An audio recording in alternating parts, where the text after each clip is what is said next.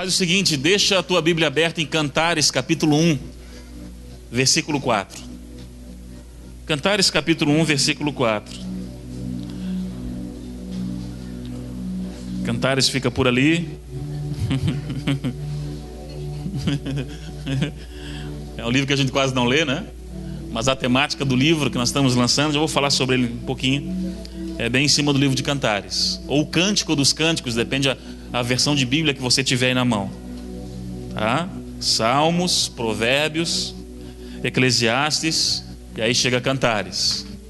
Quem achou diz amém. Quem não achou diz culto de ensino, quarta-feira 20 horas, amém?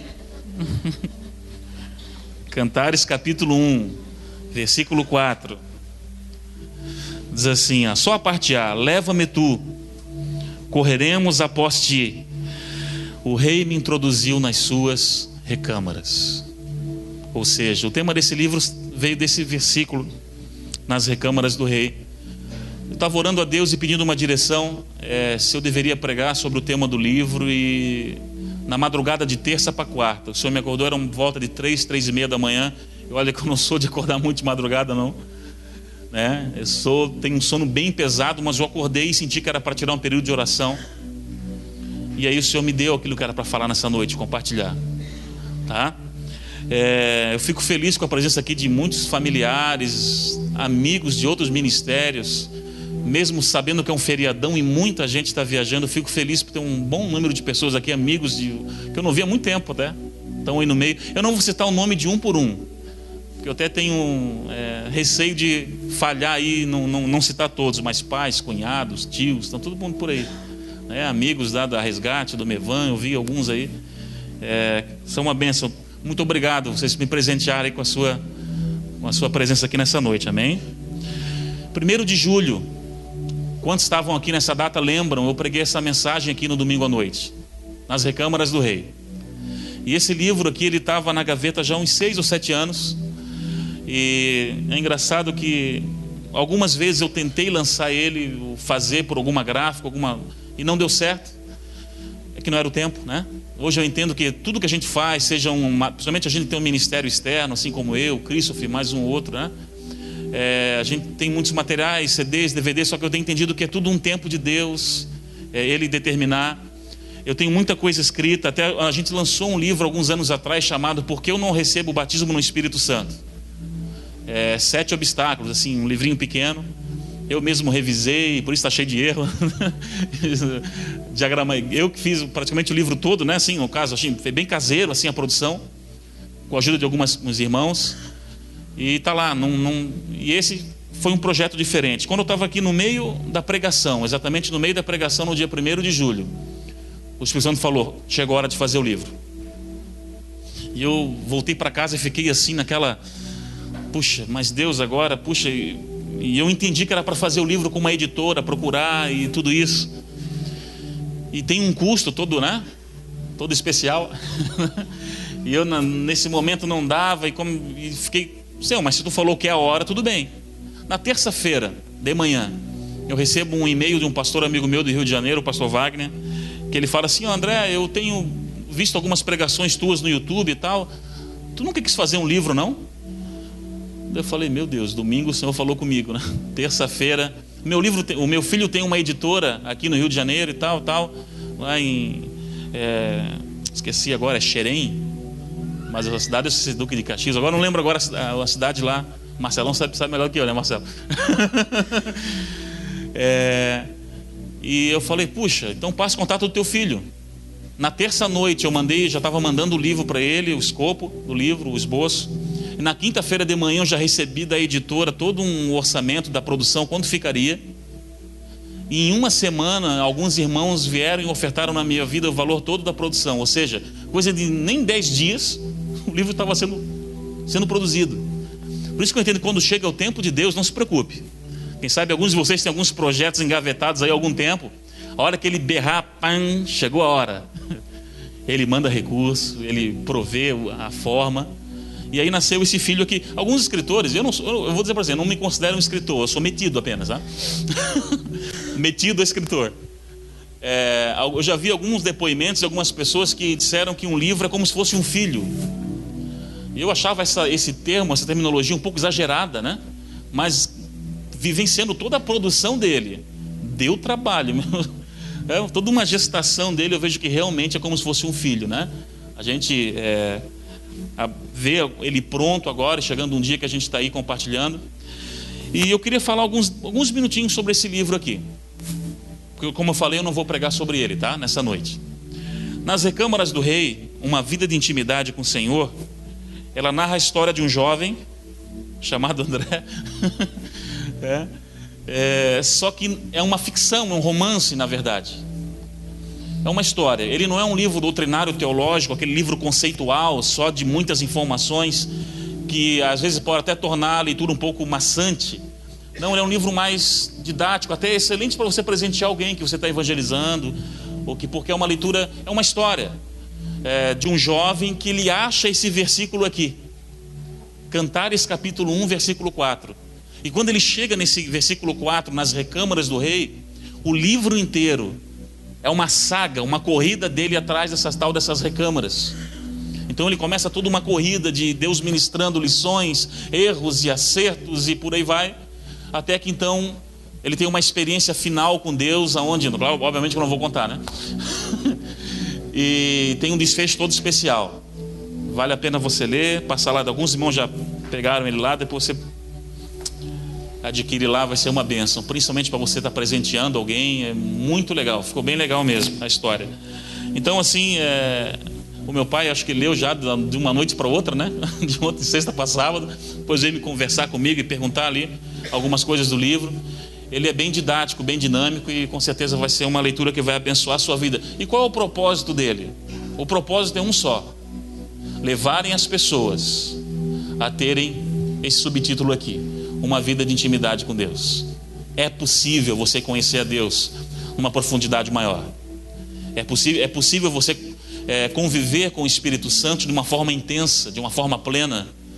Não só daquele Deus distante no trono lá, né? Ó, soberano, excelentíssimo Deus, Pai, tal, tal. É possível você conviver Ele como um amigo, como alguém próximo. E todo o sentido e o objetivo desse livro é justamente isso: te levar para uma proximidade com o Senhor, te levar para mais próximo dEle. Amém? Então, fica aqui a dica desse livro. Tem aqui são 100 e poucas páginas, ficou bem legal, ficou bem... foi um presente de Deus para mim mesmo. Era para esse livro sair apenas dia 16 de dezembro. Não era nem para ser agora, essa aqui é a verdade. E aí eu falei pro editor-chefe lá, eu falei: cara, me dá um presente de aniversário, cara, por favor, me dá um presente de aniversário. Eu queria muito lançar esse livro bem no dia do meu aniversário, e fiquei brigando com ele, mas cara, a gente vai ter que... não tem como, é muito pouco tempo. E aí, não sei, eu acho que eu achei graça lá diante dele, e ele colocou meu livro na frente de outros 3 que estavam sendo produzidos. E e ele falou: ó, nós não podemos queimar nenhuma etapa, que é muita coisa, né? Revisão ortográfica, diagramação, design gráfico, isso, parte burocrática de cadastro lá é um monte de coisa. E assim, ó, tem um prazo específico. Se furar uma delas, já não vai dar mais. E realmente a última furou, que era a entrega. Quando ficou pronto, a previsão de entrega do livro era dia 16, ou seja, terça-feira. E eu fiquei assim, pastor Carlos, meu Deus, o que nós vamos fazer agora e tal? Nem que eu vou de carro lá buscar, eu vou dar um jeito, né? E aí a gente conseguiu aí, a gráfica conseguiu um preço de uma empresa aérea, e ficou assim um preço bem bacana, e deu para chegar aqui, chegou faz uns 10 dias já, e deu tudo certo. Isso que é bênção, tá? Então, gente, é isso. E eu queria que você abrisse em Lucas agora, capítulo 2. Lucas, capítulo 2. Lucas capítulo 2, versículo 25. Tem um camarada na Bíblia que a gente quase não fala sobre ele. Ele aparece lá uma vez ou outra, e quando aparece ainda, chamado Simeão. E está lá em Lucas capítulo 2, no versículo 25. Vamos ler alguns versículos aqui, ó. Até o 30 só, acho que está bom. Acharam? Amém? Quem não achou, culto de ensino, quarta-feira, 20 horas. Aliás, gente, deixa eu fazer um anúncio aqui rapidinho, antes de a gente ler. Quarta-feira agora, não sei se vocês já viram no mural da igreja, está ali um banner chamado Uma Jornada de Amor. Livro de Ruth, estudado versículo a versículo. Nós vamos começar aqui na quarta-feira, estudar o livro de Ruth. São 4 capítulos apenas, você lê em 10 minutos, se você lê assim, lê corrido. Mas é tanta preciosidade que tem dentro desse livro, que nós vamos começar aqui na quarta-feira agora um estudo sobre esse livro. É para você trazer caderno, trazer caneta. Nós vamos pegar Ruth capítulo 1, versículo 1, e vamos esmiuçar, destrinchar o versículo inteiro. Trazer mapas, trazer uma série de coisas. Ruth capítulo 1, versículo 2. E nós vamos até o final do ano, só estudando o livro de Ruth. Você vai ficar especialista em Ruth aí, tá? Então toda quarta-feira aqui, nós vamos começar nessa quarta agora. O nosso culto é das 8 às 9h30. Tem só um louvor aqui com um Guto aí que... Tá aí? A nossa banda de né? Que me acompanha no culto de quarta-feira aí. A gente faz um louvor rápido e palavra. É um culto que a gente só vem para estudar. Então, faça um esforço. Vem se você pode, né? Claro, se você não estuda, venha na quarta-feira que vai ser bênção para a sua vida. Mas vem armado, tá? Caneta, caderno, que vai ser para você anotar aquilo que vai ser passado aqui. Vamos lá então, Lucas 2, 25. Havia em Jerusalém um homem cujo nome era Simeão. E esse homem era justo e temente a Deus, esperando a consolação de Israel. E o Espírito Santo estava sobre ele. E fora-lhe revelado pelo Espírito Santo que ele não morreria antes de ter visto o Cristo do Senhor. E pelo Espírito foi ao templo. E quando os pais trouxeram o menino Jesus, para com ele procederem segundo o uso da lei, ele então o tomou em seus braços e louvou a Deus e disse: Agora, Senhor, podes despedir em paz o teu servo segundo a tua palavra, pois já os meus olhos viram a tua salvação. Amém? O tema dessa noite vai ser aguardando a promessa, porque eu sei que tem guerreiros e guerreiras aqui que estão esperando algo da parte de Deus, e essa palavra vai de encontro ao teu coração, assim como eu também, nessa noite. Querido, nós temos sonhos. Quem não tem sonho aqui? Quem não idealizou algo? Quem não tem projetos de construir algo, de adquirir algo, de constituir algo? Todos nós temos sonhos. Aliás, quando uma pessoa não tem mais sonhos e projetos, ela simplesmente morreu, deixou de viver. Porque o que nos move a continuar caminhando e continuar trilhando a trajetória são alvos, são metas, são projetos, são coisas aqui que às vezes queimam no nosso coração e que a gente batalha dia após dia para poder alcançá-las. E é tão bom que o Senhor, além de nos salvar, tirar muitas vezes alguns de uma vida de lama, de lodo, de podridão, e colocar sobre uma rocha firme que é Jesus, Ele ainda te acrescenta promessas. Ele diz assim: para ti, Christopher, para ti, Davi, Marcos, eu quero acrescentar algo na vida de vocês, eu quero fazer de vocês isso, aquilo, eu quero usá-los no reino para que o evangelho seja intenso através da vida de vocês. Todos nós temos sonhos, projetos. E alguns é aquela faculdade de medicina, ou aquela faculdade que às vezes monetariamente, com os recursos teus, não consegue alcançar, mas você sonha que um dia, de alguma forma batalhando, você vai alcançar. Alguns é o matrimônio, o casamento. Puxa, eu sonho casar, eu sonho construir uma família, eu sonho ter filhos, eu sonho ter um lar bem estruturado, abençoado. Outros é um carro. Puxa, eu sonho em ter aquele carro X ou aquele carro Y. E às vezes o que tem isso? Nada demais. Claro, desde que isso não roube toda a sua prioridade, mas que a sua prioridade seja o Senhor. É bom ter sonhos, é bom ter alvos. Aqui, a casa própria, ou o carro tão sonhado, ou enfim, ou um ministério bem sucedido, alcançar, ou gravar um CD, ou lançar um livro. Alguma coisa para Deus, que o ministério na verdade não consiste só nisso, né? O ministério, a maior parte é lá fora, sendo referência para outras pessoas, discipulando pessoas, treinando elas para que elas possam promover o nome do Senhor. Mas nós temos sonhos de romper no ministério, de uma série de coisas. Só que, querido, os nossos sonhos, os nossos desejos, eu sei que você tem aí alguns bem específicos. Quem sabe alguns até que foram frutos de uma manifestação de um dom espiritual, como por exemplo o dom profético. Alguém veio para você e disse: filho, o Senhor te diz assim, ou assim. Então entregou algo para você e você sabe que testificou aquilo no teu espírito. Quem sabe deu uma visão para você. Agora eu vou dizer uma coisa: esses sonhos, ele tem um dia e um tempo para eles fluírem, para eles acontecerem, para eles realmente se tornarem realidade. E na nossa vida, querido, a nossa vida realmente, na verdade, ela reserva algumas surpresas. E às vezes as coisas não saem como nós planejamos, né? Aquele casamento que você projetou tanto, daqui a pouco você começa a se deparar com traições, ou a pessoa com vícios, e a sua casa que você idealizou, um lar todo de doçura, de paz, de ternura, vira um ringue, uma batalha. E às vezes a gente começa a questionar: Deus, eu sonhei tanto na minha adolescência, na minha juventude, com isso e com aquilo, o que aconteceu da minha vida? Ou até mesmo todo um cuidado que você teve com os filhos, de cuidá-los, de tratá-los. Daqui a pouco você vê eles jogados nas drogas e por aí vai, perdendo o controle deles, ou alguns fugindo de casa. E questionamos a Deus. E os nossos sonhos? Ou às vezes Deus prometeu algo para você aqui,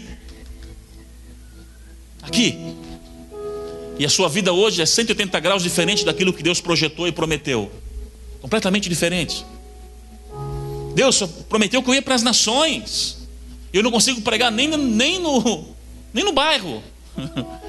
Não aparece nada para mim, as coisas não acontecem, não fluem, não rompem. O que está acontecendo?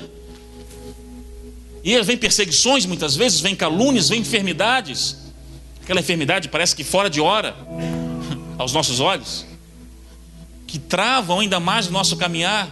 Puxa, e agora? Problemas, situações adversas que vêm impedir o nosso foco nos sonhos de Deus, eles sempre vão acontecer. Aliás, isso é bíblico. João 16:33, de tanto eu aqui falar, e os pastores, os que já até decorou, né? No mundo passareis, mas tem de bom ânimo, o Senhor fala, porque eu venci o mundo. Maior está conosco do que aqueles que estão lá fora, né? O inimigo de nossas almas. Maior é o Senhor que está conosco.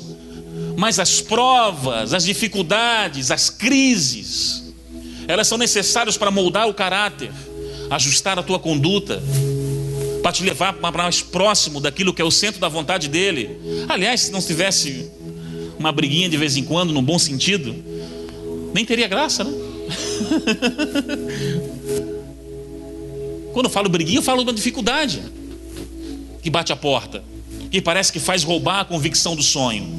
Mas quando você consegue passar por isso, você vê que se tornou uma pessoa mais forte, ainda mais convicta daquilo que Deus tem, com muito mais experiência e bagagem nas costas, para inclusive poder ensinar outros e compartilhar com outros. Agora, quando você se depara com alguma coisa que está acontecendo fora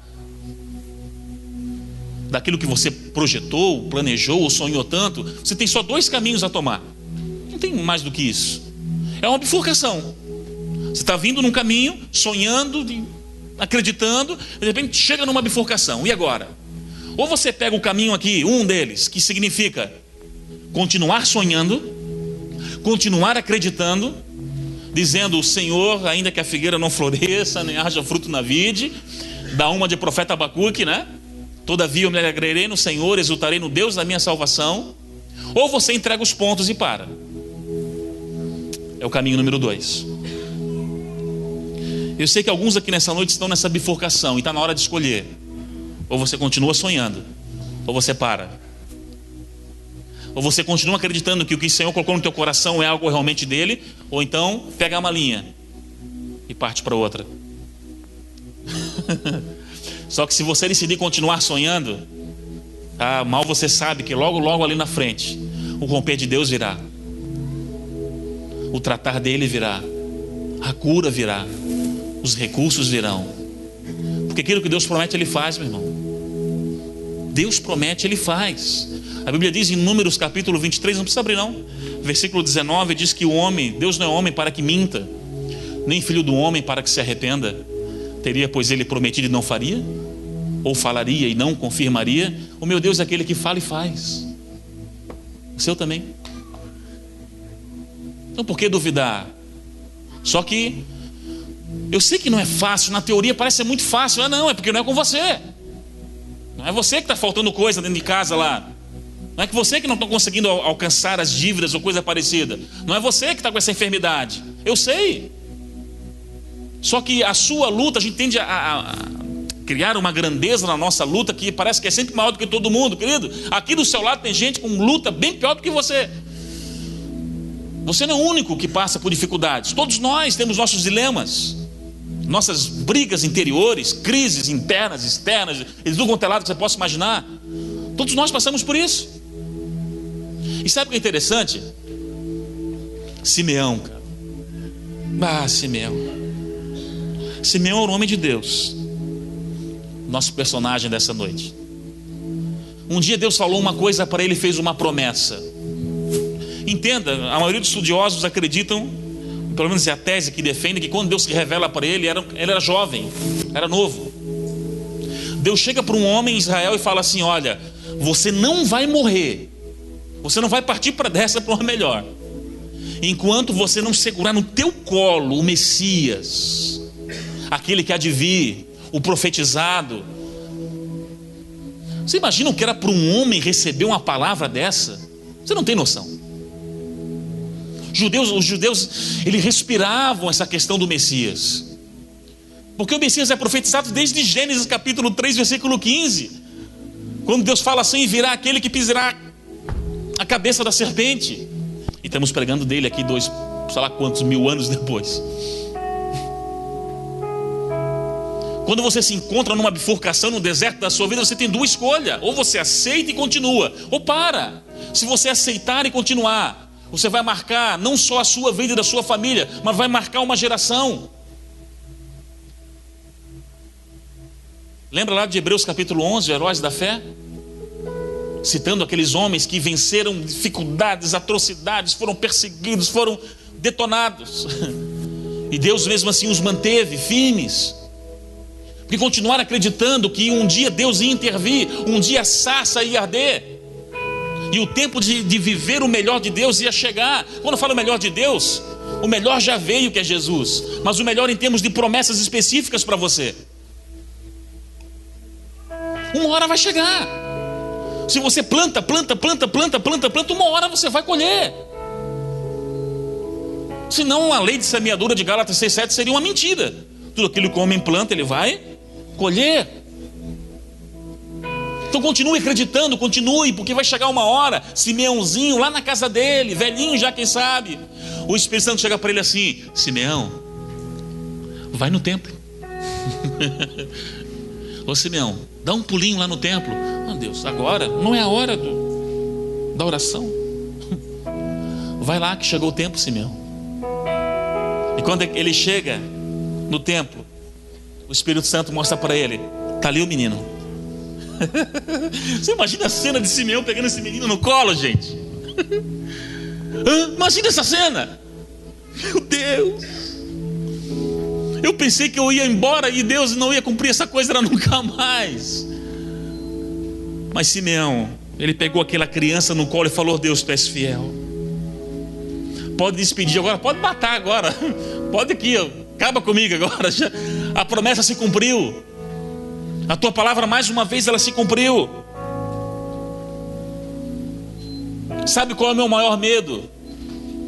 É nós perdemos o tempo da visitação de Deus para o nosso ministério. E o segredo da vida de Simeão, assim como Moisés e outros, é que mesmo às vezes duvidando, eles não perderam o governo do Espírito. Porque é uma coisa muito diferente entre o Espírito Santo só te acompanhar e ele governar você. Você quer que o Espírito Santo apenas te acompanhe ou ele te governe? Quando você é governado pelo Espírito, você começa agora a andar debaixo das direções dele e fazer aquilo que ele te orienta a fazer. Porque se Simeão não tivesse tão conectado a Deus, ele não teria ouvido a voz do Espírito: ei, vai no templo. Pode até ser que às vezes bata aí uma zica em você e você está meio ruim, mas não desfaleça na sua fé, nos seus devocionais, na sua oração, porque de uma hora para outra o Espírito Santo pode falar para você: vai lá, chegou a hora. Procure a cada dia da sua vida ser governado pelo Espírito, para que você não perca o tempo da visitação de Deus sobre a sua vida. A pior coisa que tem numa pessoa, num homem, numa mulher, numa igreja, numa nação, é quando ela perde o tempo da visitação de Deus. Quando deixa passar o tempo que era para Deus começar a fazer algumas coisas. Se Simeão tivesse completamente apostatado, desistido, ele não teria ouvido o Espírito e ele teria passado. Quem sabe Deus até usaria outro. Moisés a mesma coisa, poderia se suicidar no deserto. Sabe de uma coisa? Eu estou 30 anos aqui já, eu vou subir nesse penhasco, pular com uma corda, vamos matar de uma vez, porque Deus é um mentiroso. Ele teria abortado os planos de Deus. Deus levantaria outro, mas ele queria usar a Moisés. O que nós temos visto hoje nessa nação é ministérios e pessoas que deixaram o tempo da visitação de Deus passar e hoje vive apenas em um sistema mecânico, levando a coisa apenas com o intelecto e com o braço. São pessoas ocas, lugares ocos, onde a fluidez do Espírito, você não vê mais a intensidade do Espírito, porque deixaram um tempo. Então não deixe passar isso na sua vida. Espere até o tempo que for necessário você esperar. Nem que você já esteja lá no meio do caminho já há algum tempo parado. Sabe de uma coisa? Abre lá em Lucas capítulo 19. Lucas capítulo 19. Lucas capítulo 19. No versículo 45.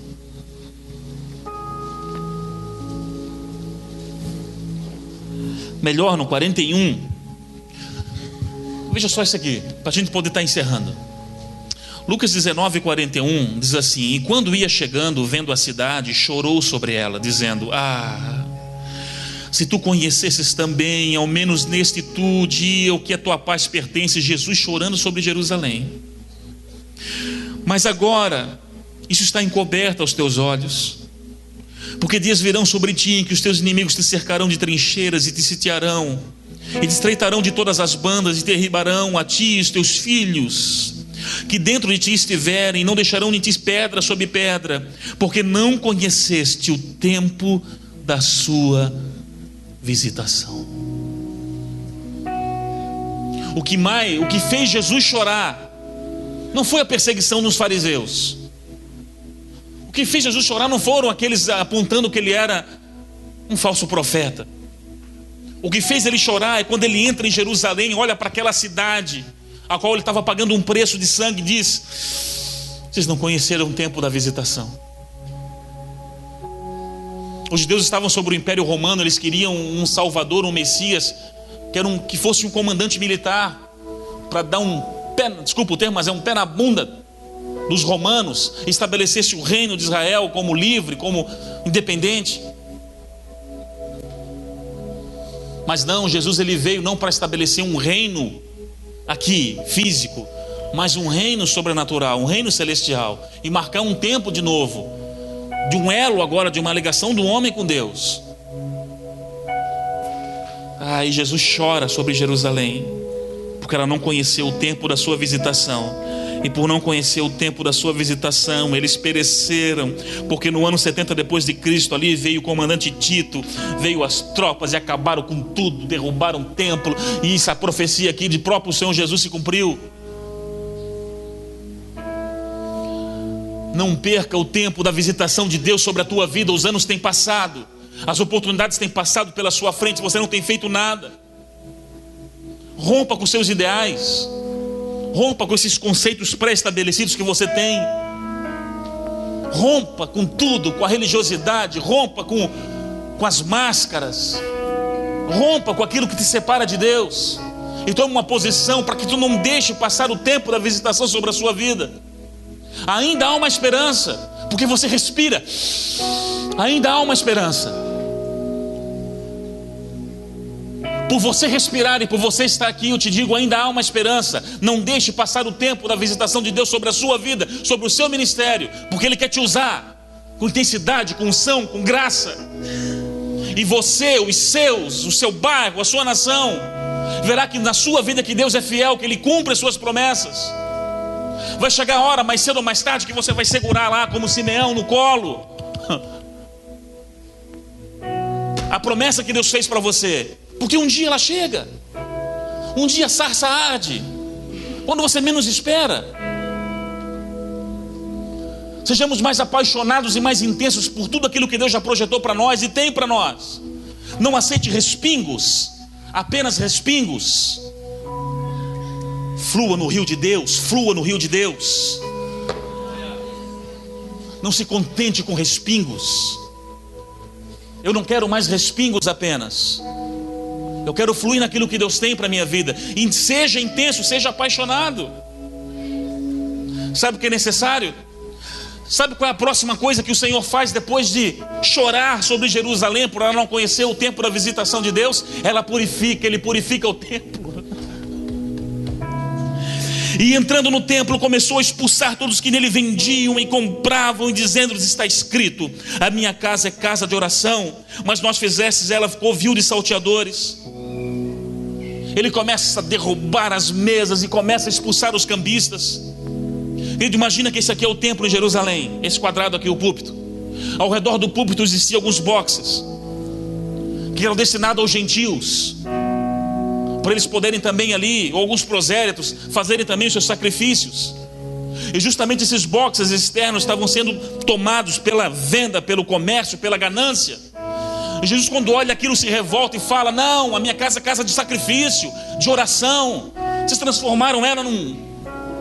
Não tinha nada de errado com a venda deveria ter, porque tinha pessoas que percorriam 1.000, 1.500, 2.000 quilômetros para ir sacrificar a Deus em Jerusalém.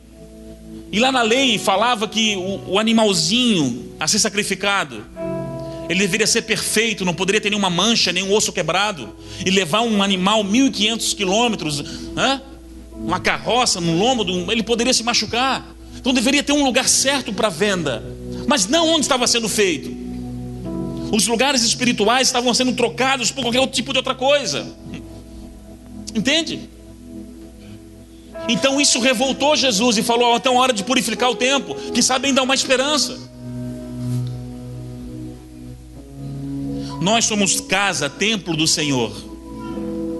Existem vários boxes aí em você que também, quem sabe, estão com muitas sujeiras, com muitas coisas que não edificam, que não trazem nada de uma proximidade maior sua com Deus. Então quem sabe é hora de você também tocar o pé, tirar algumas coisas, purificar esse templo e fazer dele novamente um altar de oração, de adoração. O que mais rouba o seu tempo hoje, o que mais te afasta, são vícios, são alguns hobbies que, nada contra, você poderia fazê-los, mas quem sabe numa intensidade menor, priorizando o Senhor. Então quando você começa a expulsar essas coisas e fazer a sua casa um altar, quem sabe há esperança para você.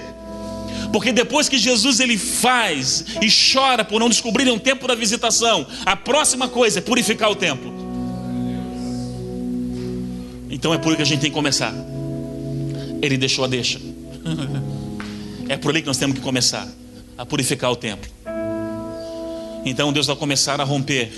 Você vai começar a ter experiências com Deus. Você não precisa estar num culto domingo à noite para ter experiência com Deus. Você não precisa estar na igreja A, B, C, D ou E. Igreja não salva ninguém, placa não salva ninguém. Você precisa de um amor intenso pelo Senhor. Aqui é uma igreja, um lugar de comunhão, de unidade, onde você é edificado, onde você compartilha. Isso é fundamental. Mas não dependa só de um culto domingo à noite, ou de quarta noite, ou de sexta noite. Tenha o seu devocional com Deus. Comece a preparar o terreno. Sabe o que vai acontecer? Mais cedo ou mais tarde a sarça começa a arder. O Espírito Santo vai no seu ouvido e fala: chegou o tempo. Vai lá no templo. Vai lá, Simeão. Vai lá. Vai lá. Como foi com esse livro? Eu estava pregando aqui dia 1º de julho, um domingo à noite, e no meio da pregação ele falou comigo: faz o livro agora, faz. Mas eu não tenho recurso, eu não tenho, está meio apertado. Faz. E quando chega a hora, as coisas acontecem para você. Quando você entra numa empreitada com o seu próprio braço, você vai ter que correr desesperadamente atrás dos recursos. Quando você entra numa empreitada na direção do Senhor, os recursos te alcançarão.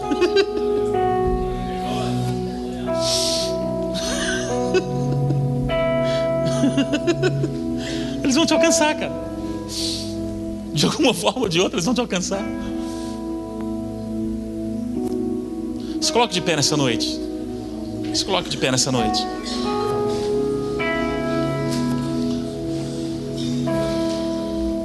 Tem muitas pessoas aqui no nosso meio que pararam de sonhar, e foi o que o Espírito Santo me falou na terça-feira de madrugada.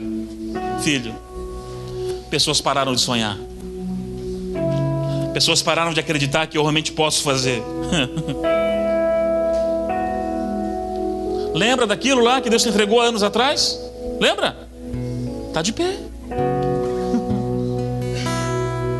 Lembra dos lugares onde Ele falou que você iria? Está de pé. Lembra daquela promessa de quem sabe ser um empreendedor, uma pessoa, um empresário bem sucedido, que vai ser um provedor no reino? Está de pé. Mas eu não consigo nem pagar minhas contas. Não mantenha o seu olhar na situação, aqui, no momento. Que se você olhar só para a circunstância, você não vai crescer. Você não vai para frente nunca. Agora põe os olhos nele. Sabe o que Moisés deveria fazer? Em vez de olhar para o deserto e para aquelas ovelhas, olhar para o céu e dizer: Senhor, um dia você falou que eu seria o cara que seria usado por Deus. Então eu acredito, até o último instante eu vou acreditar. Só o que Deus quer é que você continue acreditando. Por mais às vezes doida que pareça a revelação que Deus te trouxe, que você continue acreditando. Saia aqui turbinado nessa noite, sabendo que o Senhor vai fazer, mais cedo ou mais tarde Ele vai fazer. Não duvide mais. Não fique cocheando entre dois pensamentos. Será que Deus? Será que não é? Será que é? Será que não é? Seja intenso. Continue acreditando. Vai ter momentos de chorar, vai desanimar, vai. Mas seja algo passageiro. E você já se levanta de novo e fala: vou continuar caminhando. Porque vai chegar uma hora que o Espírito Santo vai dizer assim para mim: ei, vai no templo. Ele está lá, vai no templo. E aí você, ó,